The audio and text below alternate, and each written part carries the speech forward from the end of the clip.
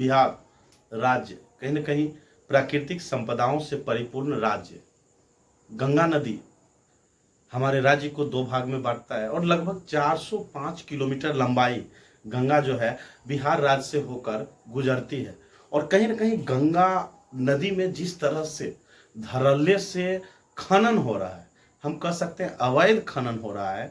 आए दिन कई लोगों का हत्या कर सकते हैं, मृत्यु कहना उचित नहीं होगा, चूंकि कहीं ना कहीं गंगा नदी में खनन जो होता है, जो उसका मानक है, उस पर मानक के अनुसार नहीं होने के कारण से कई लोग जो हैं वो मृत्यु के शिकार हो रहे हैं। ऐसा ये घटना बेगूसराय में देखने को मिला, जहां 5 लोग की मृत्यु जो है, देहांत जो है गंगा नदी में डूबने से हो गई। तो क्या कहीं ना कहीं प्रकृति के साथ इस तरह से खिलवाड़ हो रहा है?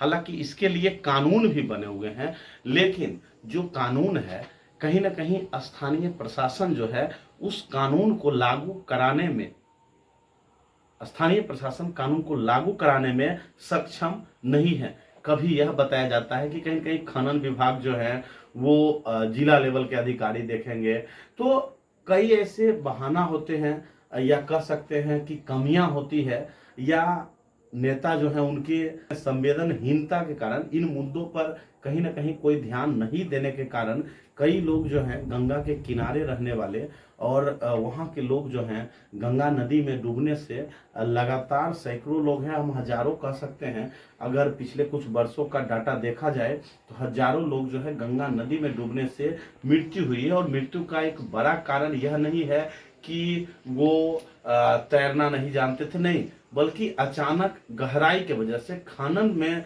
जो अनियमितता होती है, जो उनका मानक है कि इतना मीटर होना चाहिए, उससे ज्यादा गहराई होने के वजह से कई लोग डूब जाते हैं और कहीं ना कहीं उनका जीवन लीला जो है समाप्त हो जाता है। तो क्या इसके लिए जिम्मेवार पूरा सिस्टम है या समाज है? समाज को भी कहीं न कहीं जागरूक होने की जरूरत है। और प्रशासन, राजनेता से इन बिंदुओं पर चर्चा क्यों नहीं हो रही है कि गंगा नदी में जो बालू का खनन हो रहा है, खनन होना चाहिए, कहीं ना कहीं वो भी जरूरी है, लेकिन उसके लिए नियम है। उस नियम अनुसार खनन नहीं होने के कारण से, मनमानी होने के कारण से, और सूत्रों की माने तो कई स्थानों पर स्थानीय प्रशासन की मिली भगत के वजह से, मैं ये कोई एक स्थान का बात नहीं कर रहा हूँ, ये 405 किलोमीटर लंबी जो गंगा नदी है, इसमें कई थाना, कई जिला इसको टच करते हैं। और अधिकांश स्थानों पर, चाहे वो बेगूसराय जिला में आज जब घटना हुई तो इस पर हम चर्चा कर रहे हैं, लेकिन बाढ़ में भी कई स्थानों पर ऐसा पिछले वर्ष भी हुआ था। आपने देखा होगा कि किस तरह से अत्यधिक खनन कई स्थानों पर देखने को मिला था, खास करके नवादा घाट में आपने देखा होगा। उसी तरह से बख्तियारपुर में भी धड़ल्ले से खनन और अधिक गहराई हो रहा है। तो क्या इस पर प्रशासन के साथ साथ कहीं ना कहीं जो जनप्रतिनिधि हैं, क्या उनके लिए ये चिंता नहीं है कि उनकी जनता जो है इस तरह से मौत के गाल में समा रहे हैं? और कहीं ना कहीं इसके लिए चिंतित होने की जरूरत है और इसके लिए ठोस कदम उठाना जरूरी है। इस बिंदु पर हमने चर्चा किया, जो कि कहीं ना कहीं जो भरसिया लौटा के सुंदरम जी हैं, उन्होंने काफी प्रखरता से, आपने देखा होगा कि वो लाइव भी इस विषय पर चर्चा किए थे, ठीक उसी तरह से जैसे हमने नवादा जाकर आपको दिखाया था कि कितना गहराई होता है, उसमें कई फीट गहराई था। मतलब समझ सकते हैं कि अबाउट 20 से 25 फीट तक का गहराई हो रहा है गंगा नदी में। अब सोचिए, लोग, पानी जब जल